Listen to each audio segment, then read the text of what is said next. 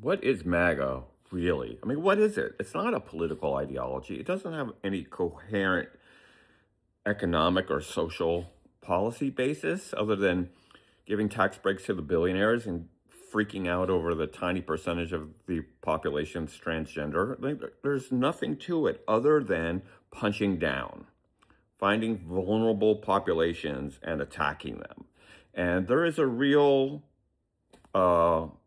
scholarship here that helps us, which is the scholarship on bullying. We learned a lot, especially after Columbine. The kids that come to school and beat up the weaker kids are often beat up at home.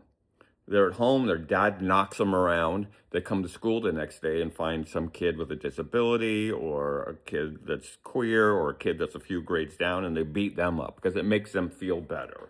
This idea of punching down, when people feel that they don't have power, which happens in a capitalist society, a lot of us feel like we've lost power, like we've lost wealth, we've lost status, we've lost the American dream. So people are looking for someone to punch down on to make them feel better.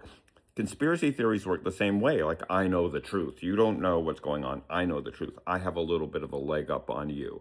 And so we get this whole thing about owning the libs.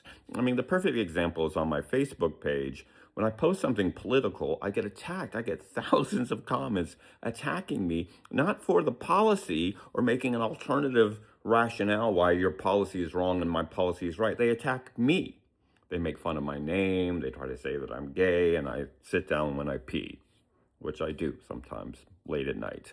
It's not about politics. It's about feeling like you're shit, and so now I need to shit on somebody else to make myself feel better. This is the same situation about poor whites in the South being racist to poor blacks. At least they're above somebody. They've got somebody below them. So what Trump has done is weaponized bullying thing that we see in schoolyards into a national political movement called MAGA, where it's just about putting people down. It's not about policy. Have a policy argument with a MAGA person.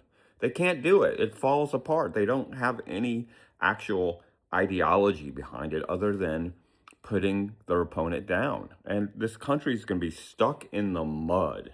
We're going to be stuck in this sick state, slowly falling into fascism until we can help these people realize that they're acting like bullies.